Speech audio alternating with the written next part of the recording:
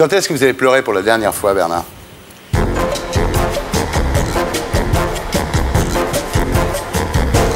va? Très en forme, Bernard, là. Hein, juvénile. Vous avez un secret, quand même. T'as pas un pote au Tour de France qui te file des trucs? De toute façon, puisque c'est un secret, je ne vais pas vous le dire. Un jour, je vous le dirai. Je sortirai des produits, un truc. Ah ouais. Et puis, je vous dirai, si vous voulez les mêmes, c'est cher. Ah. Bernard Tapie va se recycler dans l'anti-âge, c'est ça? Voilà. Ouais. En tout cas, ça marche. Hein. Ouais, 75, regarde. Putain, 75 ans, hein. Bravo.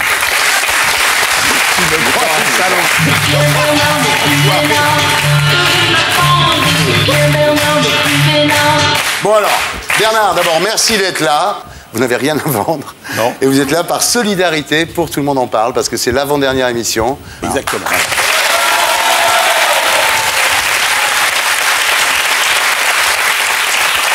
Il n'a rien à vendre, hein. Non, mais Il a quand même demandé 30 000 € en liquide dans sa loge. Ah ouais. je te signale que personne ne me les a donnés. Ils sont dans le jardin. Non, mais c'est vrai, franchement, ça me fait vraiment plaisir parce que c'est une émission qui va manquer beaucoup. Et donc, je suis content de venir avec vous à l'occasion d'un de ces derniers rendez-vous. Voilà, merci. Alors bien sûr, on va parler politique, mais on va commencer avec le foot, avec le mondial, avec les Bleus.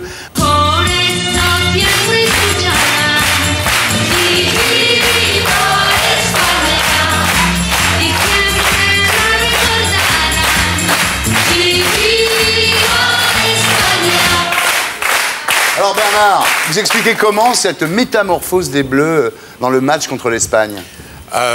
Il y a plein de raisons, mais on va essayer de sortir les essentiels. La première, et la plus importante, c'est le changement total de psychologie et de motivation.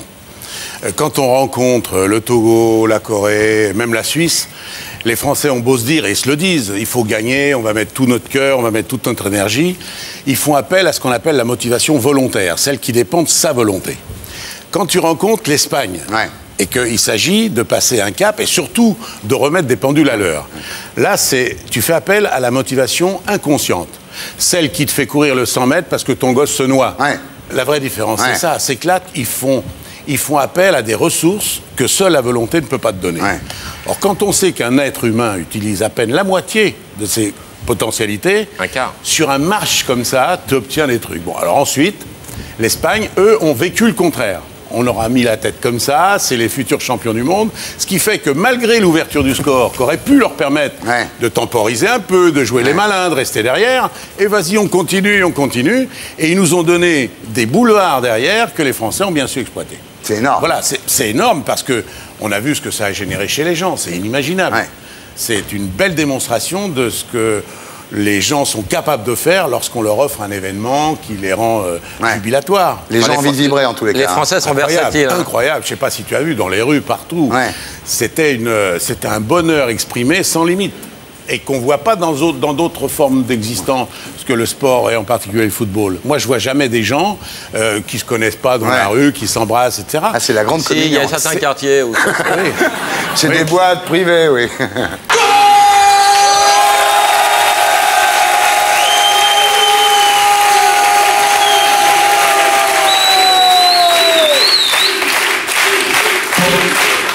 Alors Bernard, cette émission est enregistrée exceptionnellement avant France-Brésil. Ouais, parce qu'on est jeudi soir. Ben voilà, donc tu vas me donner un pronostic. Et le match vient de finir. Ouais, c'est horrible. Objectivement, je ne peux Tu joues ta réputation, Bernard. Non, parce que je ne peux que te dire, voilà ce qui va se passer. Ouais. Sûrement. Ouais. Et te dire, j'ai tellement envie qu'on gagne que je te fais pas de pronostic, je te fais que mon souhait. Ouais. Mais j'ai vraiment la trouille. J'ai vraiment peur parce que réellement, sur le papier, autant il n'y a pas une autre équipe, franchement, il n'y a pas une autre équipe qui nous est supérieure. Je dis bien sur le papier. Sur le papier, le Brésil nous est supérieur. Alors maintenant, est-ce que cette espèce de confiance qu'on vient de prendre, cette espèce de volonté de ne rien avoir à perdre, parce que maintenant ils ont fait l'essentiel, on est en quart de finale contre le Brésil, celui qui gagne là sera dur à battre. Le fait que l'arbitre soit espagnol ? Connerie pour nous. Difficile. Difficile. Forcément. Il va se venger. Les Espagnols, ils nous mettent un arbitre espagnol. Et moi, je pense qu'il y aura forcément à dire sur l'arbitrage. Malheureusement. C'est quoi qu'on entend là? Un merle, parce que c'est le coucher du soleil. C'est quoi? Thierry, c'est un oiseau derrière, je te dis un merle. Mais c'est génial. Il chante à la tombée du jour, ça C'est s'appelle la hirondelle. C'est le nature. connard qui fait le merle. Non, je te jure que non. Tu ne connais pas les saisons, la nature, tout ça, tu connais pas? C'est un quoi? merle. Ouais. Il y a un fout, merle. là. Chut, chut, chut. Ben non, c'est un con. J'en ai un dans mon jardin, il siffle du Jeanne Moreau. Il fait. Je te dis, il fait. Tous les jours. Et moi, je finis là, là, là, là, là, là, là. On est devenus potes. Alors, vous pensez quoi des condamnations dans le procès des comptes de l'OM, Bernard Tapie? Et je pense la même chose que quand elles s'adressaient à moi. Elles ont strictement aucun sens. Tu peux pas condamner Robert Louis Dreyfus pour abus de biens social dans son club dans lequel il a mis 130 millions d'euros. Ben, je veux dire, faut être un peu schizophrène. Tu peux l'accuser de plein de choses, éventuellement. D'avoir fait des contrats bidons, d'avoir arnaqué l'URSSAF, que les joueurs aient triché sur les impôts. Je suppose qu'il doit y avoir dans le dossier des choses. Mais ils l'ont pas retenu là-dessus. Donc ça veut dire qu'il était coupable de rien d'autre que ça. Et là, c'est du délire. On ne peut pas reprocher à un mec d'avoir été... puisque le délit d'abus de biens, c'est d'avoir porté tort à son entreprise, Ouais, en gros. en gros. Hein? Tu portes tort à ton entreprise quand tu mets 150 millions d'euros dans les caisses, t'es un drôle de maso quand même. Donc ça tient pas debout. Alors ensuite, si on veut parler des systèmes qui tournent autour du foot, en France, je parle, tous les clubs ont recours aux mêmes arnaques qui consistent à pouvoir faire des salaires concurrentiels avec les étrangers qui payent moins d'impôts. Voilà, tout le problème est là. Ouais. Quand un joueur est sur le point de venir en Angleterre, en Espagne, en Italie ou en France, il choisit un autre pays que le nôtre parce qu'il est plus taxé. Alors, puisqu'on parlait tout à l'heure, ça va vous intéresser, hein, on parlait tout à l'heure des pronostics. Eh bien, je vais vous dire pourquoi la France est devenue un petit pays de football. L'Angleterre, tous les joueurs de l'équipe anglaise jouent en Angleterre. L'équipe d'Italie, sauf Beckham. L'Italie, tous les joueurs de l'équipe italienne jouent en Italie. L'Espagne, tous les joueurs d'Espagne jouent en Espagne. Les Allemands, tous les joueurs allemands jouent en Allemagne. Les Français, 3 joueurs français jouent en France. Ah ouais. Voilà. On a rejoint le peloton des pays sous-développés. C'est-à-dire qu'à cause des impôts, ils sont obligés de Mais les jouer globalement, ailleurs. c'est Ouais. pas que ça. Ouais. C'est globalement, c'est les impôts, c'est les contrôles, c'est l'URSSAF. C'est un pays qui devient un pays tellement pressurisé que les gens ont envie d'aller ailleurs. Et ce qui se passe dans le football, ne vous faites pas d'illusions. C'est comme ça pour les artistes qui peuvent partir ailleurs. C'est comme ça pour tous les autres sportifs de haut niveau. Ouais. C'est comme ça pour les grands chercheurs. C'est comme ça pour les grands ingénieurs. Et ça va finir par être comme ça pour tout le monde. Il n'y aura plus personne, peut-être. Ben, il y aura ceux qui veulent attendre des autres leur salut personnel. Ouais. Mais est-ce que cette crise de confiance envers l'équipe de France, finalement, ne traduit pas, ne reflète pas une crise de confiance du pays en lui-même? Les Français sont très bizarres parce qu'il y a un sondage sur la croyance, le bonheur, etc., qui m'a vachement épaté. C'est ça dans Challenge début de l'année. Question, êtes-vous plutôt heureux, plutôt malheureux 82% des gens, plutôt heureux. 82. Deuxième question, pensez-vous que les Français sont plutôt heureux, malheureux? Ils pensent que 82% des Français sont malheureux. C'est dément. Tu vois, on est en schizophrénie totale. Ça veut dire que toutes les nouvelles, toutes les infos qui sont ce qu'elles sont, on ne va pas reprocher aux journaux télévisés de dire qu'il y a tant de morts par le sida, qu'il y a le tsunami, etc. N'empêche que leur impression à eux, c'est de vivre au milieu d'une tempête incroyable qui fait que tout le monde doit être dans une merde noire, tout le monde doit souffrir, et pas nous. Mais c'est pas vrai. Je veux dire, c'est un des gros problèmes qui rend ce pays très compliqué à gérer. C'est pour ça que c'est un pays où il y a un taux de suicide très important. C'est le plus gros consommateur d'antidépresseurs au monde, la France, vous savez ça, hein? Ouais. C'est vrai qu'au moment des 30 Glorieuses, on a eu un modèle social très développé, qui était vraiment bien installé, qui était basé sur le partage, sur le fait que tout le monde doit profiter, au moins en ce qui concerne l'éducation, la santé, la justice, des progrès qui sont faits. Et puis ils ont pris pour beaucoup l'habitude d'être un peu sponsorisés, un peu assistés. Et quand ils se sentent plus dans cette situation de sécurité, beaucoup perdent les pédales. On est aussi un des pays où le divorce fait le plus de ravages et crée des situations dramatiques. Quand un couple sans moyens divorce, il y a des mecs qui couchent dans la bagnole parce qu'ils ont de quoi payer un appartement, pas deux. Évidemment, heureusement, on laisse la femme dans l'appartement avec les enfants et le mec, il a plus un rond, il est dehors. Donc, en dehors de la souffrance affective, il y a une souffrance matérielle terrible. Mais il y avait un sondage dans le Nouvel Observateur dont on parlait ici la semaine dernière déjà, moi qui m'étonne complètement, c'est êtes-vous favorable ou non à l'économie de marché? Alors en Chine, c'est 74% des Chinois sont favorables à l'économie de marché. Aux États-Unis, c'est 71%. Dans les grands pays européens, c'est 65-66%. Et en France, c'est 34%. Alors est-ce que la France est très en avance? C'est-à-dire, elle a compris que le capitalisme, c'était pas bien, et elle est post-capitaliste, ou au contraire, elle est très en retard, parce qu'il y a un problème là. Non, mais d'abord, il est possible qu'il existe un système beaucoup plus efficace, plus généreux, et qui rend les gens plus heureux, mais on ne le connaît pas. Puisque pour l'instant, on a mis en opposition le marxisme, qui a généré un socialisme, puis une social-démocratie, et puis la loi du marché. Bon. Encore une fois, la loi du marché, pour les gens, c'est l'abandon d'une certaine sécurité et d'une certaine protection. C'est un peu la jungle. Or, comme on est le pays le plus protégé, forcément, les Français sont les plus opposés à la loi du marché. Ensuite, il y a l'interprétation qu'on se fait dans le mot « la loi du marché ». Pour beaucoup, la loi du marché, c'est la loi de la jungle. Et il faut reconnaître que, par certains égards, c'est un peu vrai. Alors, est-ce que le Français est plus malin, plus impertinent, plus rigoureux pour exiger davantage? C'est un peu tout ça. Maintenant, il faut que ces Français-là se disent que s'il existe une autre technique, une autre méthode, c'est pas la France qui pourra l'imposer seule, parce qu'elle fait 2% du monde, la France. Donc, dans un monde qui est entièrement soumis à la loi du marché, on est obligé de l'adopter. C'est du baratin. Alors, on a des mecs, j'entends Besancenot, j'entends tous ces gens. C'est bien, c'est rafraîchissant de les entendre dénoncer. Mais ils font quoi? Ils font que dalle. La France, c'est un peu le village d'Astérix aujourd'hui, non? Vous n'avez pas cette impression? Oui, vous avez vu, le mec, il a dit les patrons, il faut tous les virer. On les remplacera. Bon, par quoi? Par d'autres patrons.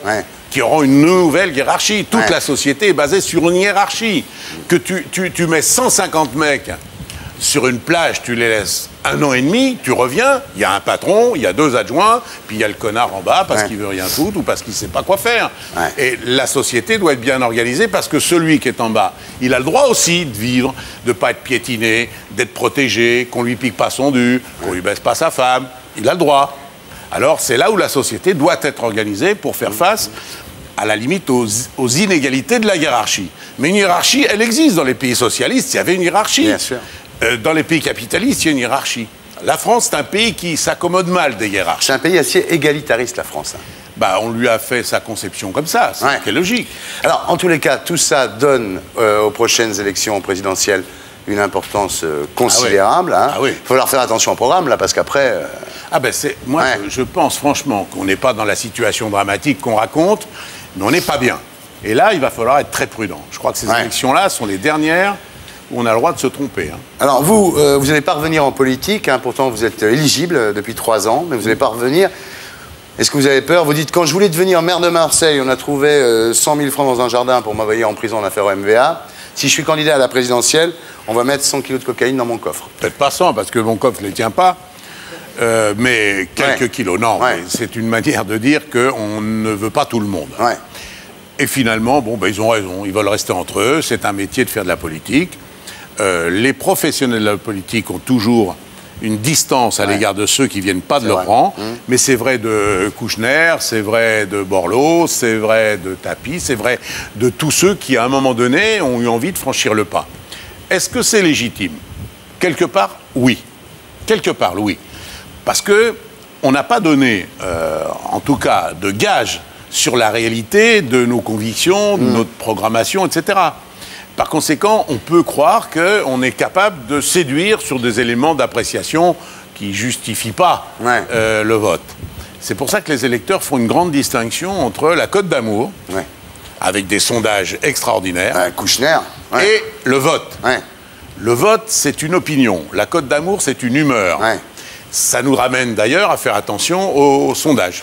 Alors, vous n'allez pas revenir en politique, Bernard, mais vous allez intervenir d'abord au nom des 3 millions de gens qui ont voté pour vous. C'est-à-dire là, c'est pas du sondage, là. C'est pas de l'humeur, là. Là, c'est des bulletins.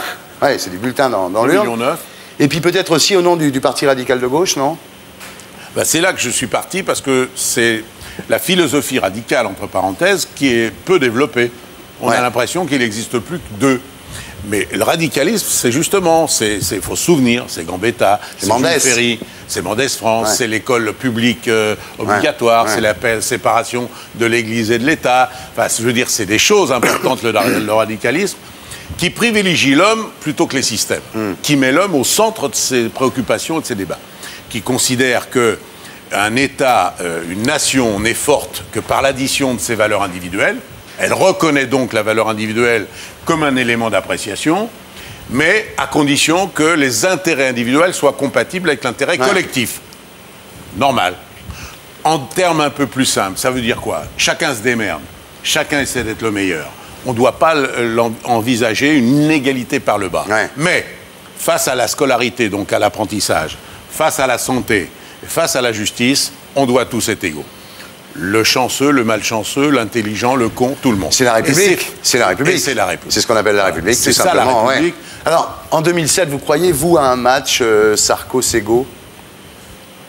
Pour l'instant, il est plus que probable. Mais est-ce que vous croyez que les mecs comme Lang, comme Fabius, comme Strauss-Kahn, ça fait 15 ans les mecs qui sont là, qui rament, vous croyez qu'ils vont laisser Ségolène Royal leur piquer le business? Non seulement je crois pas qu'ils vont laisser, mais alors là, pour le coup, je comprends rien à la stratégie du Parti Socialiste. Rien. C'est le contraire, justement, de ce qu'on disait tout à l'heure du radicalisme. L'élection présidentielle, c'est un candidat ou une candidate qui se présente devant les Français, qui fait une proposition, qui dit voilà la société telle que je l'imagine, et qui s'entoure des gens pour la mettre en place. Le Parti Socialiste commence à te dire voilà le programme, on se met tous d'accord sur un programme, donc on est tous d'accord pour dire la même chose, et après, comme un casting, comme un film. Un film, tu fais le scénario, et après tu vois le metteur en scène commence à choisir les acteurs. Mais c'est de la folie. Chaque candidat socialiste à la candidature devrait faire son programme, passer devant les militants, pour que les militants votent pour un homme et un programme, et non pas pour un homme ou une femme sur un même programme. C'est ça qui les amène d'abord à dire n'importe quoi. Tu as vu, Ségolène, elle est toujours à 1000 km. Mais même Strauss-Kahn, il dit qu'il fera sa version. Mais jamais, il n'y en a pas un qui... Attends, il n'y en a pas un qui pense pareil au PS. Or, laissons Ségolène Royal vendre son programme, celui auquel elle croit. Si les militants socialistes n'en veulent pas, ils peuvent préférer Strauss-Kahn, qui ne manque pas de qualité et qui ne manque pas d'idées, ou Fabius, qui ne manque pas de qualité et qui ne manque pas d'idées. Et après, par la loi normale de respecter le vote des militants, tout le monde se met derrière le candidat et son programme. Plutôt que ça, alors tu as Ségolène qui est pour on serre un peu la vis, le Parti Socialiste qui est non, on serre pas la vis. T'as Ségolène qui est pour le mariage, non, déconne pas, on est contre le mariage. Tu comprends plus rien. C'est du délire. Ségolène, vous la connaissez bien? Oui. Elle est sympa? Très. Elle parle de Blair, mais faut pas vous faire d'illusions. Elle est socialiste. Ah oui. Oui. Vrai de vrai. Alors ceux qui aiment ça, bah, allez-y les mecs. Et avec Sarkozy, vous êtes copain, Bernard? Non plus. Non? Non. Je l'aime bien. Je le connais. On se connaît. Et lui aussi, c'est un candidat redoutable. Mais lui, il est dans une configuration qui est plus facile. Parce que l'UMP, c'est devenu son parti. Il est à la fois prescripteur des idées de son parti et récepteur de ce que son parti propose. Autrement dit, il va nous faire une programmation clé en main de ce qu'il ressent et des hommes qui vont le soutenir pour le faire. Donc là, il est plus à l'aise pour aller devant les électeurs que quelqu'un qui va défendre un programme qui n'est pas le sien. Donc je dirais que normalement, on n'a plus de chance. Alors c'est peut-être une bonne ou une mauvaise chose, chaque Français fera ce qu'il veut, mais vous avez plus de chance de voir Sarkozy faire ce qu'il va dire qu'il va faire que les socialistes. Que les socialistes, parce que lui, il a toute son la programme, structure, c'est son programme. Et t'as vu que Jospin revient, là? T'as vu cette semaine? Oui, j'ai vu. Bah, dans la même semaine, on a quand même eu le président qui a annoncé, qui dira s'il est candidat au premier trimestre 2007, et Jospin qui nous dit... officiellement, ce qu'il n'a pas arrêté de nous dire, il faut quand même dire que ça fait un an qu'il nous dit retenez-moi où j'y vais, et si vous m'appelez, je vais y aller. Donc, vous vous rendez compte qu'on va peut-être assister à un autre France-Brésil, quoi. À la limite, ça va peut-être être de nouveau le combat des chefs. Mais non, Jospin, je crois qu'il se met hors jeu en faisant ça. Il ne se met pas hors jeu en étant candidat, il se met hors jeu en annonçant qu'il peut l'être si on va le chercher. Parce qu'il aurait pu très bien ne pas annoncer qu'il était candidat avant qu'on le demande. Et là, il avait une légitimité quelque part. Pourquoi? D'abord parce qu'il ne croit pas un instant que Ségolène Royal est capable. Il ne dit pas qu'elle ne va pas gagner. Il estime, tout le monde sait qu'il la considère pas capable d'être président de la République. Deuxièmement, il pense que les communistes, les Verts, les extrêmes gauches, etc., il est à peu près le seul à pouvoir faire la gauche plurielle. L'espèce de gauche plurielle. Donc s'il avait été effectivement demandé sans qu'ils disent c'était crédible. Ouais. Bon, mais là, il leur demande qu'on l'appelle alors qu'on ne le demande pas. Ouais. Je crois qu'il s'est disqualifié. Tu crois que les gens lui en veulent en plus de s'être barré en 2002, quoi? Non, il lui en veulent pas de cette barre en 2002. Il a eu une attitude, au contraire, honorable. J'allais dire... Digne. Minimum que tous les politiques devraient avoir. Moi, le jour où j'ai été mis hors la politique, pour les raisons que vous savez, je m'y suis mis, même si maintenant je suis éligible. Ouais. Je considère qu'on ne peut pas dire, bah tiens, je suis fini, je reviens. Il a été porteur d'un échec terrible, il en a souffert terriblement, il a eu le seul comportement digne que tous les hommes politiques n'auraient pas eu. Ouais. Donc on ne peut pas lui en vouloir pour ça. Ah non, il a été au contraire exemplaire. Alors maintenant, s'il dit, attendez, finalement, je vais peut-être revenir si vous êtes un de moi, là, ça sent un peu le faisandé quand même. Ouais. Alors Bernard Tapie, vous serez candidat de toute façon dans le film de Fabien Antoniente qui s'appelle Le Candidat, justement. Ah, j'ai adoré ce mec. Ouais. On s'est rencontrés, il m'a dit, qu'est-ce que tu prépares? Je lui ai dit une pièce, comment ça s'appelle, Le Candidat? Il m'a dit, non, tu fais un film avec moi. Ah ouais. Il est vraiment génial. Donc on va faire un film ensemble à la rentrée, là. Ah ouais. Ouais. Et j'ai bien aimé son approche, il a déjà une bonne idée. Alors vous avez déclaré, j'ai connu la vie avec beaucoup d'argent, je la connais maintenant sans, je préfère la vie avec. Eh bien, ça vous étonne pas. Tout est mieux. C'est vachement mieux. C'est vachement mieux parce que les gens essaient de mettre en opposition l'argent et le bonheur, par exemple. Bah, évidemment, si tu me dis tu préfères riche ou en bonne santé, ça suppose que tu es riche et malade. Oui, je préfère être pauvre en bonne santé. Mais tu n'es pas obligé d'être malade parce que tu es riche. Ouais. T'as compris? Ouais. Donc, en bonne santé riche et en bonne santé pauvre, c'est mieux en bonne santé riche. Voilà. Mais c'est tout mieux. Arrêtez de déconner. D'accord, d'accord. Non mais vous. Eh ben alors. Non mais vous. Bah, non, mais c'est mieux d'avoir de l'argent que de pas en avoir. Vous dites maintenant, je connais la vie sans argent. Ça veut dire quoi? Eh ben, d'avoir un salaire qui correspond à un salaire de cadre. Ah ouais, pas plus. Non, puisque tout le reste, c'est gaulé. Ah ouais. Ouais. Non mais quoi que vous gagnez maintenant, Ah bah c'est... ouais. Et Courbis, vous trouvez qu'il a été trop lourdement condamné, Roland? Putain, ils lui ont mis 2 ans de prison. Ouais, c'est beaucoup. ferme. Hein. Ouais, et puis il a récupéré le sursis d'avant, il a récupéré 18 mois de Il a sursis dû faire d'avant. des choses vachement graves quand même pour 3 Non. ans et demi. Non, parce Roland. que 3 ans et demi, c'est à peu près ce qu'on donne à un type qui viole dans la rue. Hein. Ouais. En gros, hein. Je sais, donc oui. il a dû faire des trucs terribles. Et je crois pas qu'il ait fait des Non. trucs terribles. Vous l'aimez bien, Roland? Oui, j'aime beaucoup.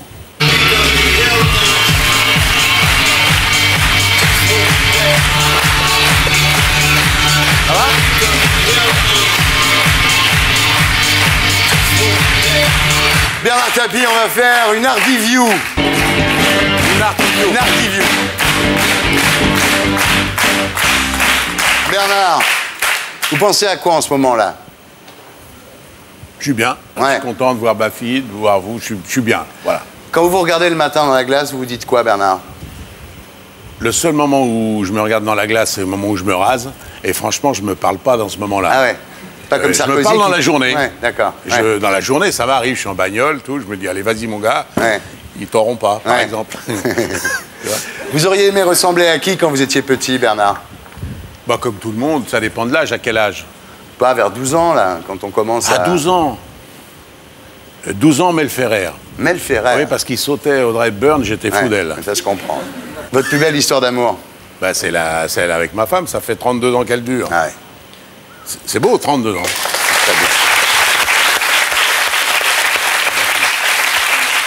C'est vrai qu'aujourd'hui, les gens ont perdu un peu le sens du couple, quoi. C'est-à-dire qu'aux premières difficultés, ils divorcent, quoi. C'est vrai.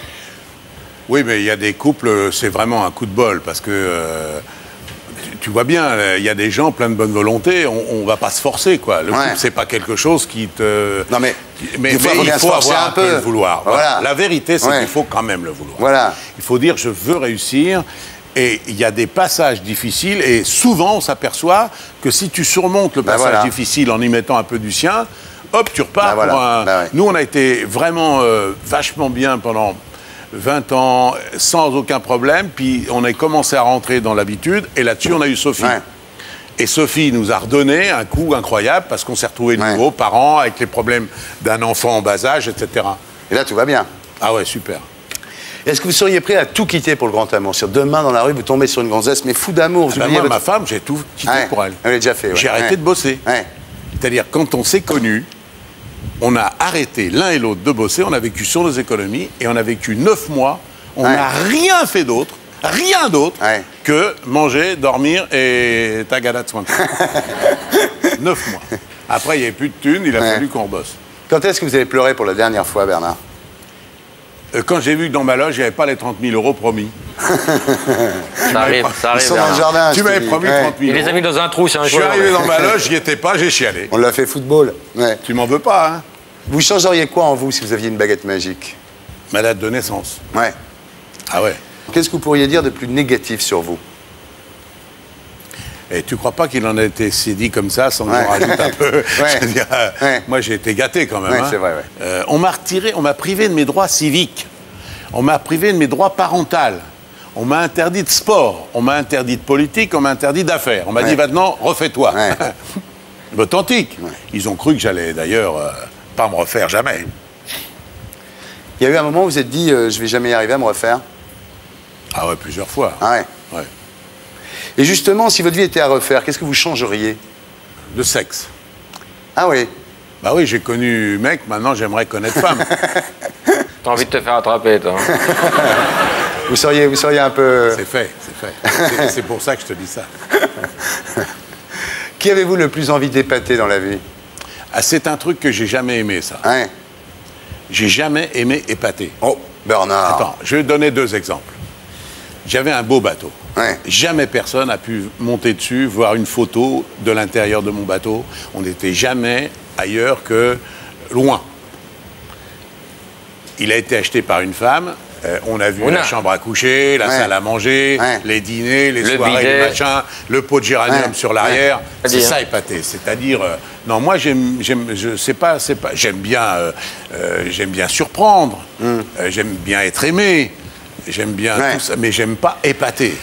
Alors, deuxième exemple, le bateau, c'était le premier. C'est quoi le deuxième exemple? Ma maison. D'accord. Personne n'est rentré faire des photos dans ma maison. Si, l'huissier. L'huissier. Il n'a pas fait de photos, il a piqué les meubles. C'est vrai. Qu'est-ce que vous feriez si vous restez 24 heures à vivre? Un crédit? Je crois que je réglerai quelques comptes quand même. Ouais, quand même, ouais. Juste avant de partir, Ah oui, tu vois. Ouais. Il y en a quelques-uns qui ne sont pas soldés, encore. Il y a encore 2-3 bourre-pifs dans l'air? Ouais. Il y a 2-3, il y a une tournée à faire. Est-ce que vous avez déjà pensé au suicide? Oui. Une fois. En prison? Non, c'était dehors. Et grâce à la présence d'esprit de ma femme, ça s'est pas fait. Qu'est-ce que la vie vous a appris, Bernard Tapie? Le pire est jamais certain. Ouais. Comment aimeriez-vous mourir? Je m'en fous, alors, vraiment. Ouais. Ah ouais. Enterré, incinéré après? Complètement. Enterré vivant, comment tu sens le truc? Ah non, je m'en fous, ça, je m'en fous. Complètement. J'ai pas peur de ça du tout, je suis croyant. J'ai pas fait trop de mal. Contrairement à ce qu'on a dit, il n'y a pas tellement de gens qui ont souffert. Et donc, à la fin du parcours, je pense qu'il me dira, allez, viens, il était temps que tu arrives.